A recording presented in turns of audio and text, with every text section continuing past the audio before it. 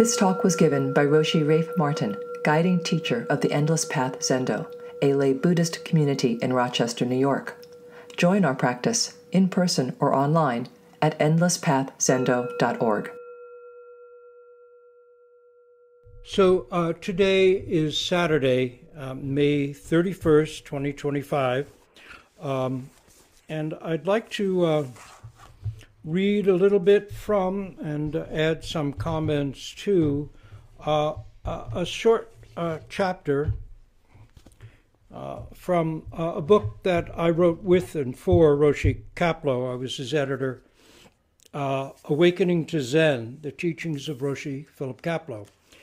And I'll read from a piece he put together in 1974 called Responsibility and Social Action. It's just a couple of pages. It goes like this. In Zen Buddhism, responsibility means responsiveness. Responsiveness is responsibility. To respond fully to every situation that comes your way, from a call for help of one kind or another, to just talking with someone, and to give all of yourself to it. This is responsibility. A developed, compassionate, loving person influences people unselfconsciously, motivates them, and inspires them to act in similar ways. The whole community benefits. Even just doing zazen has a powerful, invisible effect. People find it hard to believe that there can be social usefulness in just sitting and meditating. And yet the truth is that if you purify your mind, even to a small degree, and transcend ego attachment, you are at the same time purifying other minds. The effect on other people, on your own family, on your circle of acquaintances grows and grows. Everything depends on your mind state and on what your conscience dictates. In Buddhism, compassion and wisdom are the qualities that emerge out of your practice. Gradually, you can act without being attached to the result and simply do what you feel needs to be done. Some people feel called upon to deal with social injustice and other inequities of life in an active way. The important thing is how you do that. If you're striving for particular results, you're attached. If you're striving to be unattached, you're committing another kind of subtle fault. When we get deeper in our practice, we give our all and at the same time simply, spontaneously respond to the needs of the situation. Then we do what our karma, which means our whole pattern of life, dictates. And that's always changing.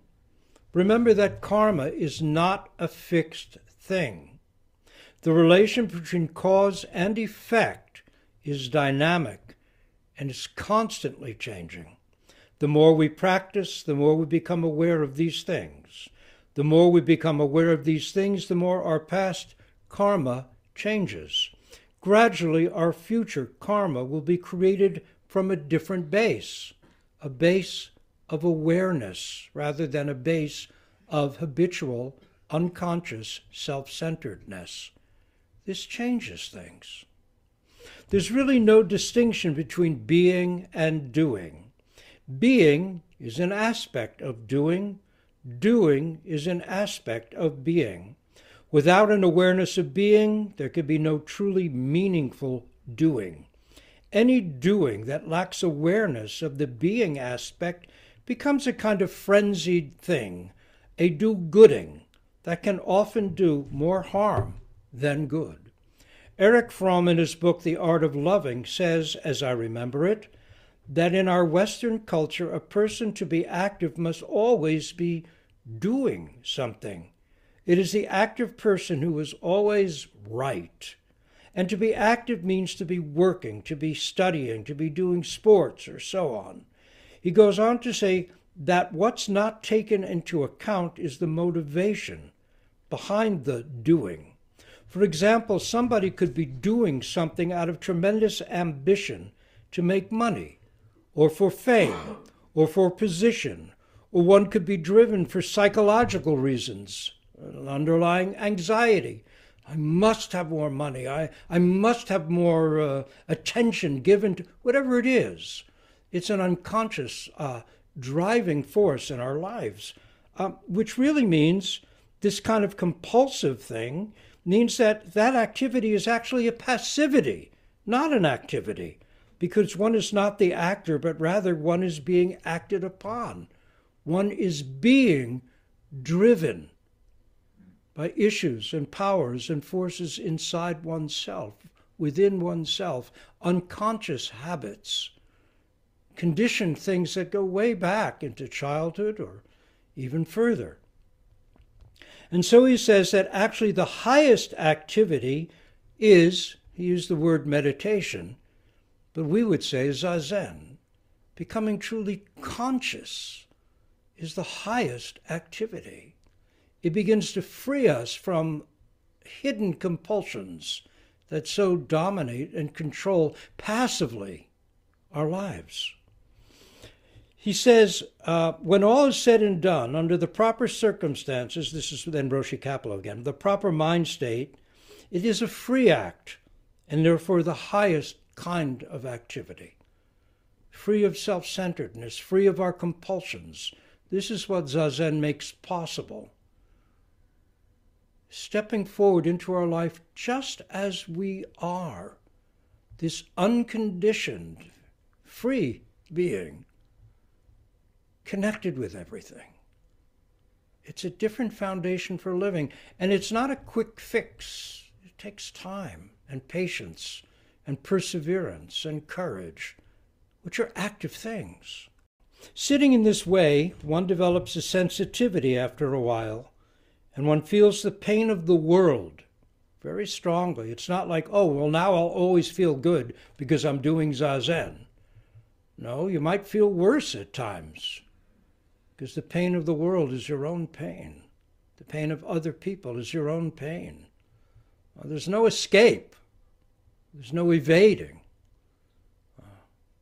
It's painful to be conscious. We'd all rather just, have a good time and hide out. It's painful to be conscious. And yet, there's a fulfillingness, a fulfillment in it. You're coming into your own as a human being. One feels part of everything, is what Roshi Kapleau said. In Zen, you find two feelings about this side by side. There have been Zen masters who have encouraged social action, and in Buddhism as a whole, there's been at certain times, great social concern. We find it with the Buddha himself. I mean, if you look at the Jataka tales, which is something that has meant a great deal to me in my own practice, he didn't just sit there. He was involved in what was going on in his life. In the Jatakas, you can see him as a parent, a doctor, a caravan leader, a thief, a murder victim, living every kind of life possible, engaged with and trying to do his best under whatever circumstances he found himself in. Engaged Buddhism isn't some kind of new creation. Buddhist tradition shows the Buddha being totally engaged with every life, using it as a way of furthering the aspiration towards wisdom, compassion, and such. But probably the greater weight of evidence leans toward developing one's own self first. Certainly in formal Buddhism and in Zen, that's been the case, especially given that Zen, the way it evolved, had a pretty monastic base. And of course, there have always been lay people who have really gone very far in Zen practice. But it's not till Zen was really in the West that became the center of gravity for Zen practice. Until one develops compassion and sympathy, one is not rightly attuned. Of course, this doesn't come entirely through realization or enlightenment, intimacy, whatever word you want to use for it. But certainly with enlightenment and the dropping away of habitual, and that's a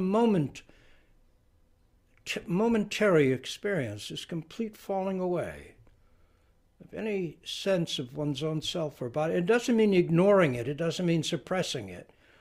It's awakening from a dream is often the metaphor or image that's used.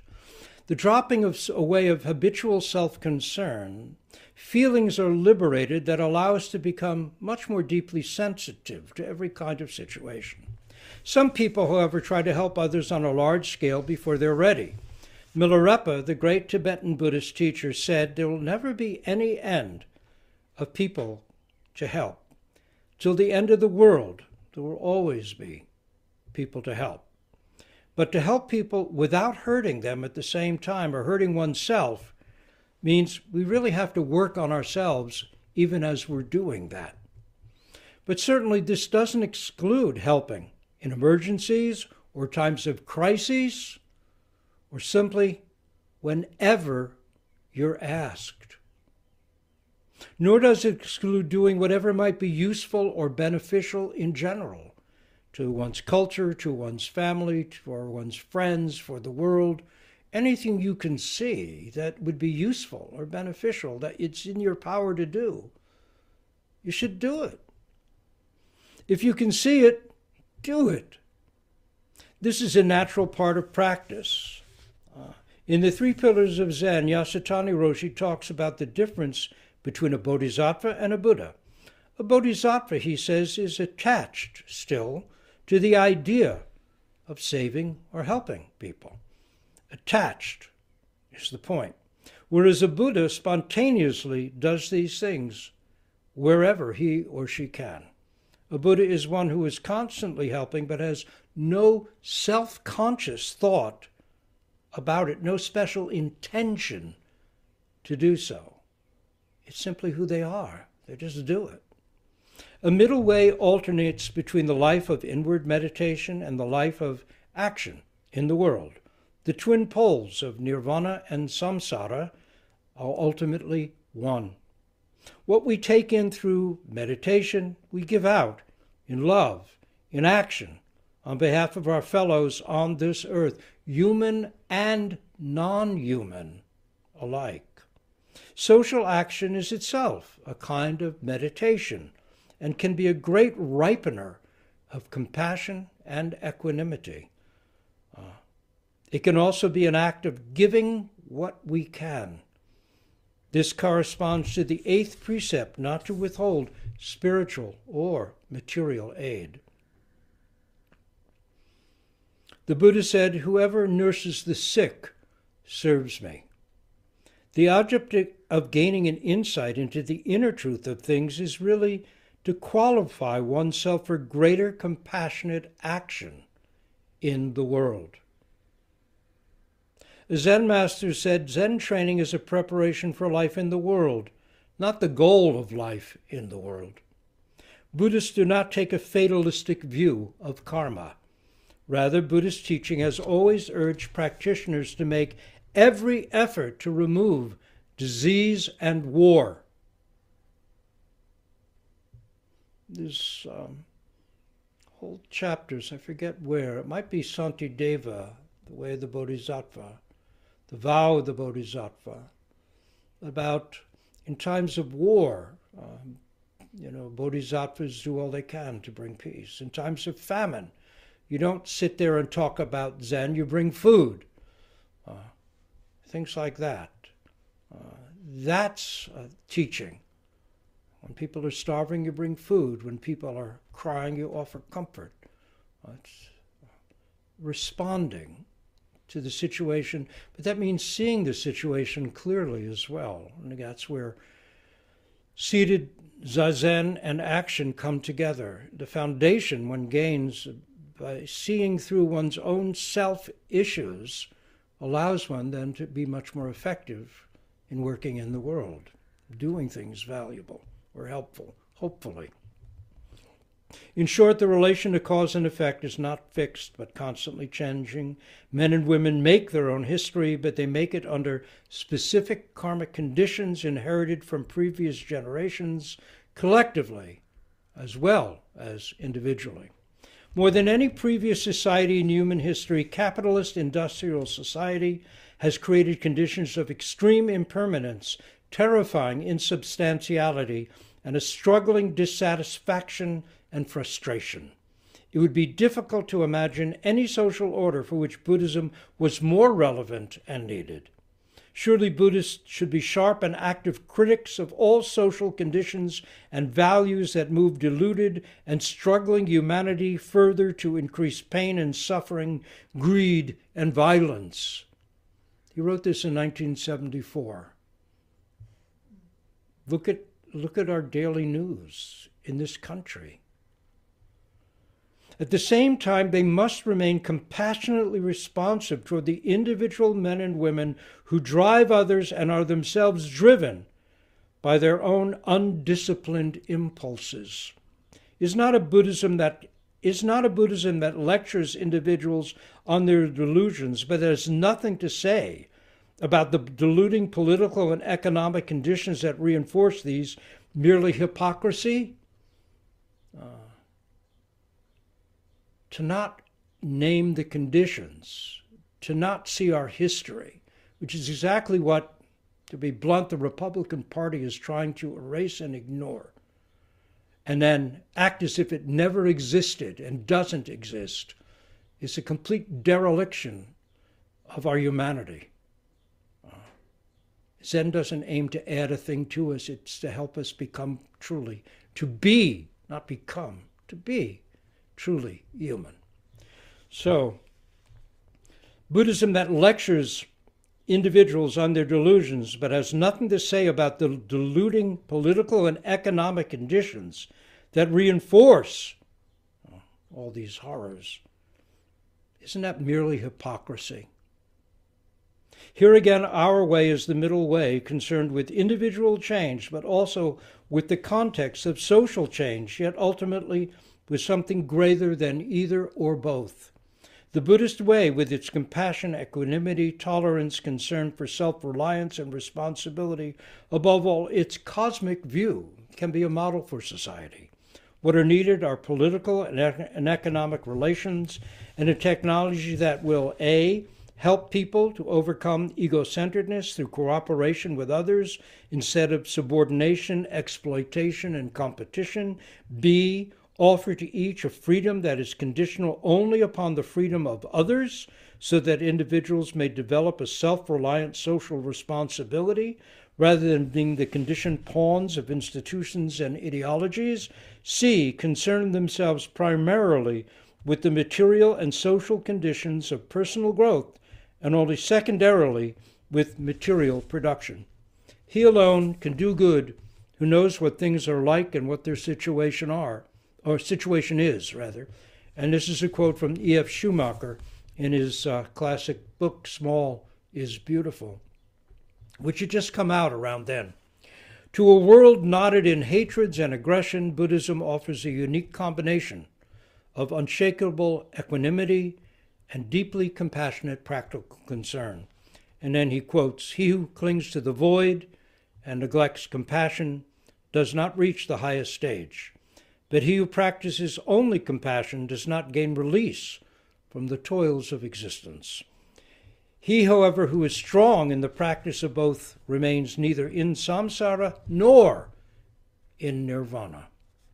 And I'm going to jump to another page where he sums up a little more fully than he does at the end of this chapter, half a page. And again, this half a page I'm going to read to you was written in 1983. Listen to what he says. It's really, anyway, a major task for Buddhism in the West, it seems to me, is to ally itself with the religious and other concerned organizations to forestall the potential catastrophes facing the human race: nuclear holocaust, irreversible pollution of the world's environment, and the continuing large-scale destruction of the non-renewable resources. We also need to lend our physical and moral support to those who are fighting hunger, poverty, and oppression everywhere in the world. In our own country, we must help preserve our Constitution. We must help preserve our Constitution and protect our pluralistic way of life. This means working with similar-minded groups in defending the civil rights of all Americans. We must utilize the ballot letters to congressmen, and other means to preserve our religious liberties, and the constitutionally decreed separation of church and state. With the example before us of the horrors of the Cultural Revolution, he's talking about China. The chapter I'm quoting from was a pilgrimage he had done to China, and the trampling on human rights and dignity by military dictatorships and extremist regimes in numerous other countries. Other is no longer quite such a relative word.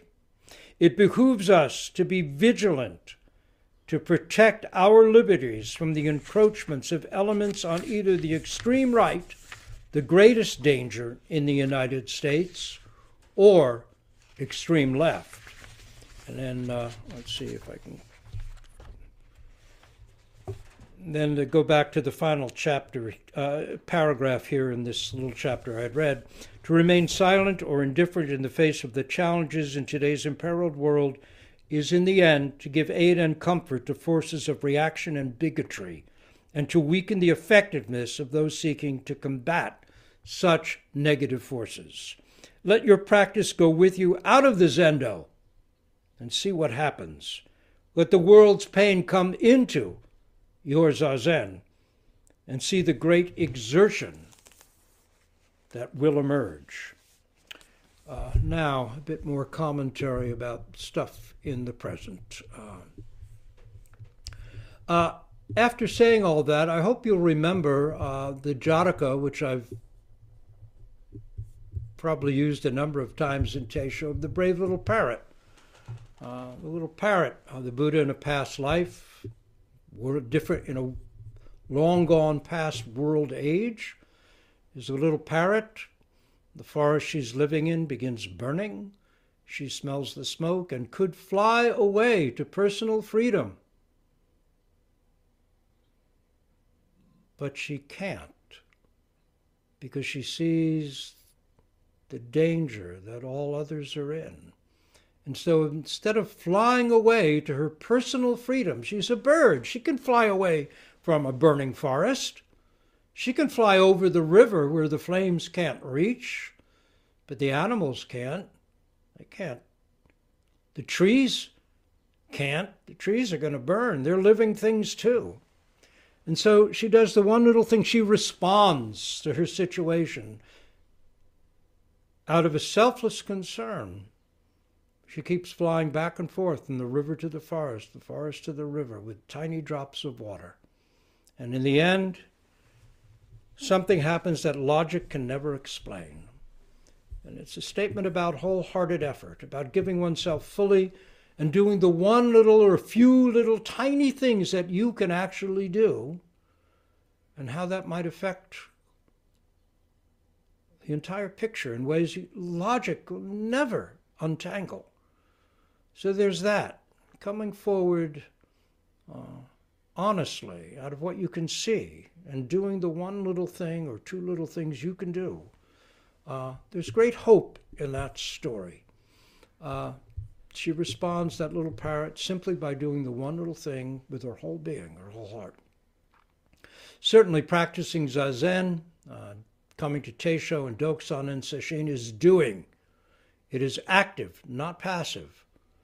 Instead of just being driven by old habits, old fears, old desires, old worries, old psychological complexes, old needs, which is all passive, Zazen is action. The foundation for living a more deeply alive, that is more satisfying, even if in some ways more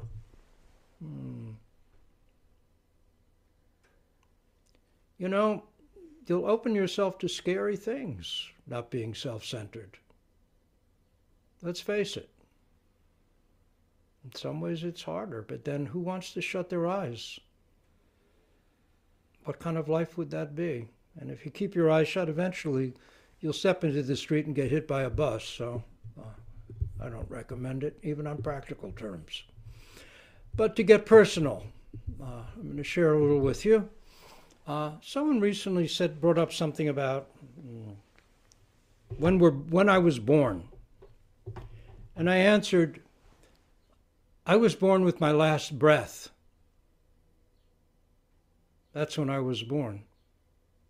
My last breath. I don't, anything before that, it's made up. It's a memory. It's a concept. It's an idea. Maybe I'm an android and those are all implanted, like in Blade Runner. I don't really know. I can only tell you that I've only been here since my last breath. That's how much I know. That's how long I've been alive. Since my last breath. How I got here, I really don't know. Where I'm going, I don't know. All that is memory or speculation. Did it happen? Will it happen? Who knows? This breath is the moment of my birth. Now in years, there is a number. My number is 79.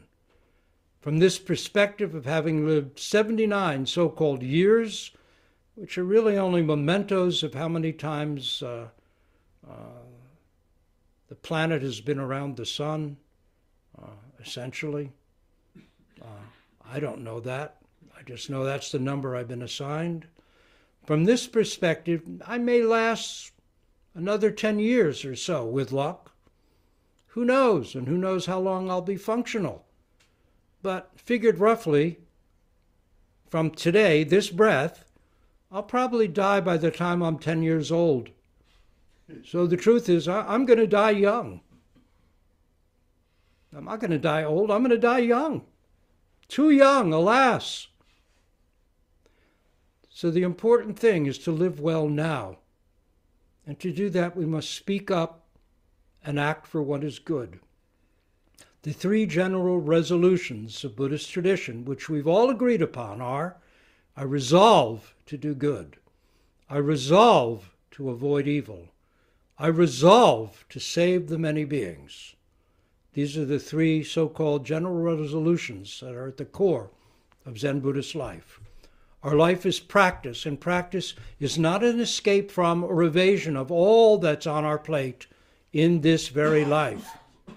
So I practice as a human being, and I practice as a citizen, which means I can't ignore what's happening in my country or my world or my planet. Practice, as Roshi Kapleau said, means responding, not hiding out.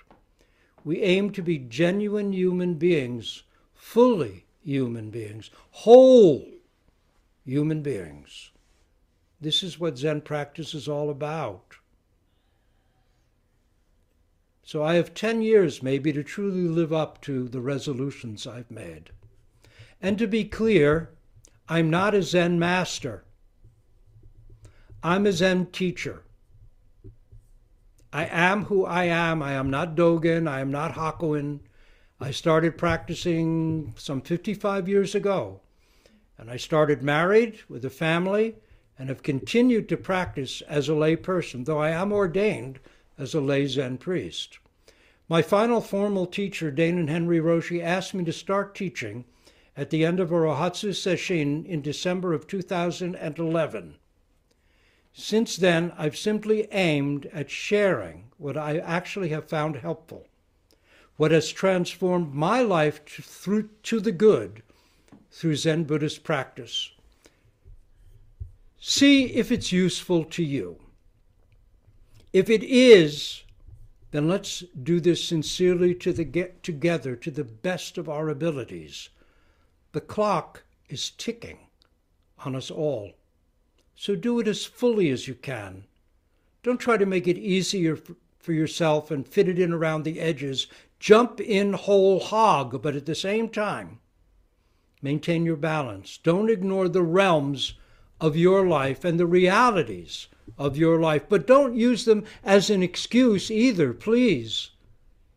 This is the razor's edge we walk. The human condition has always been complex and demanding. Peace of mind has often remained a distant ideal. The sadness of our time has given all our real problems, environmental degradation, climate issues, racism, tribalism, wars, nuclear weapons, rising fascism. Everyone is actually seeking peace of mind, but often in misguided ways. One of the most obvious and worst of these days remains those poor damaged people for whom peace of mind seems to mean giving up independence of mind, their own thought, their own real values, in short, their precious and transient humanity to blindly follow a cult leader. He will tell them what to do. It gives them peace of mind. No more worries. They can think unsaved. The trick is, I just don't have to think. Just do as you're told, and you will have peace of mind. This is pitiful. These are broken, damaged people. There is a kind of moral stupidity that goes hand in hand with cowardice, another name for which is the narrowest circle of hell, total self-absorbed self-centeredness. Here's what I wrote about this in my forthcoming book, which will be published. The title of the book is Zen Life as Pilgrimage, Coming Home to What Zen is Really All About. And I quote, "The central point of the Buddhist teaching is the ending of suffering, peace of mind, whatever comes. Peace of mind is so central an issue that throughout history, people time and again have been all too willing to sell their souls to get it.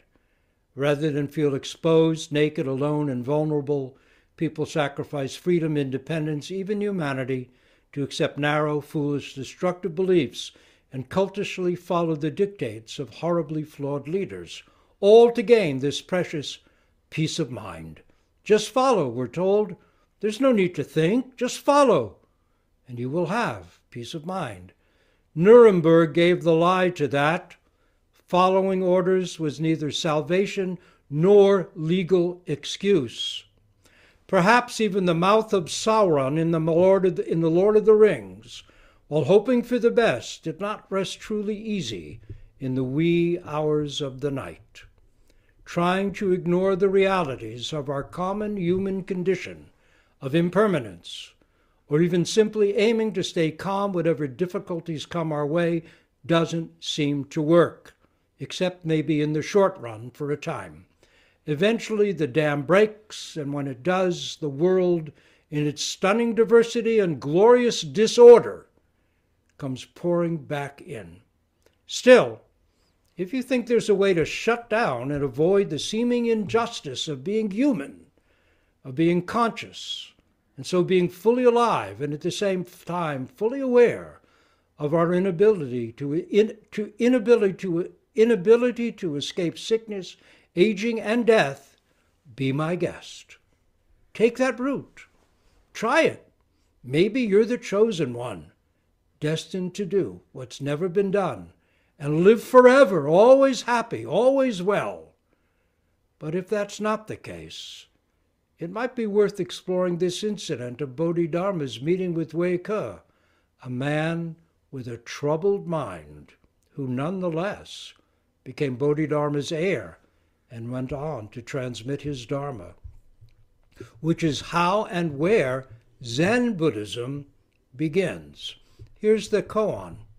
Bodhidharma sat facing the wall. The second ancestor, Wei Ke, having cut off his arm, stood there in the snow. He said, "Your disciple's mind has no peace as of yet. I beg you, Master, to please put it to rest." Bodhidharma said, "Bring me your mind and I will put it to rest." The second ancestor said, "I have searched for my mind, but I cannot find it." Bodhidharma said, "Then I have completely put it to rest for you." Then I have completely put it to rest for you. What was Bodhidharma saying, and why? How will you have peace of mind with all that is going on now? Will you simply ignore it, forget about it? Will you become a news junkie, doom-scrolling the awful daily truth? What? How will your practice help? Indeed, isn't it what our practice is about? Wei Ke had read, studied, meditated, done good deeds, lived virtuously, yet his mind was not yet at peace. Bodhidharma offered a new thing called Zen Buddhism, Weka climbed a mountain in winter to find him and get his help, motivated by an honest assessment of how troubled in mind he truly was.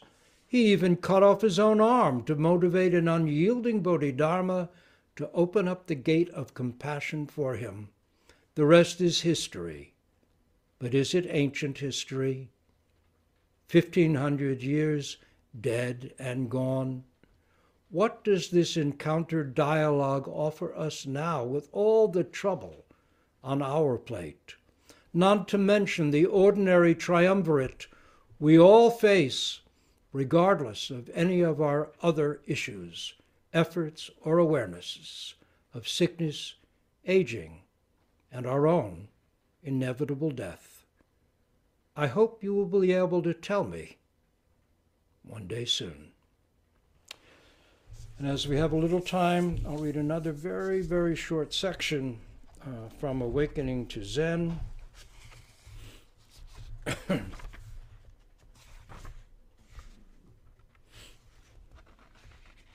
Well, actually, I'm just going to read a quote from it, and we'll end a bit early. It's a quote that Roshi Kapleau ends the chapter titled Discipline and Naturalness, and it's from 1973. And he quotes Dogen. It's a translation from William Theodore de Barry in a book from Modern Library, The Buddhist Tradition. And it's Dogen on exertion. So we'll close with this quote. The great way of the Buddhas and the patriarchs involves the highest form of exertion, which goes on unceasingly in cycles from the first dawning of religious truth through the test of discipline and practice to enlightenment and nirvana. It is sustained exertion proceeding without lapse from cycle to cycle. Accordingly, it is exertion which is neither self-imposed nor imposed by others, but free and uncoerced. The merit of this exertion upholds me and upholds others. The truth is that the benefits of one's sustained exertion are shared by all beings in the 10 quarters of the world. Others may not be aware of this, and we may not realize it, but it is so. It is through the sustained exertions of the Buddhas and patriarchs that our own exertions are made possible, that we are able to reach the high road of truth. In exactly the same way, it is through our own exertions that the exertions of the Buddhas are made possible, that the Buddhas attain the high road of truth. Thus it is through our exertions that these benefits circulate in cycles to others, and it is due only to this that the Buddhas and patriarchs come and go, affirming Buddha and negating Buddha, attaining the Buddha mind and achieving Buddhahood ceaselessly and without end. This exertion, too, sustains the sun, the moon, and stars. It sustains the earth and sky, body and mind, object and subject, the 4 elements and 5 compounds. The sustained exertion is not something which people of the world naturally love or desire, yet it is the last refuge of all. Only through the exertions of all Buddhas in the past, present, and future do the Buddhas of past, present, and future become a reality. The sustained exertion is not something which people of the world naturally love or desire, yet it is the last refuge of all. We'll stop here, and we can recite our great vows for all together, facing the Buddha, who made these great efforts 2,500 years ago.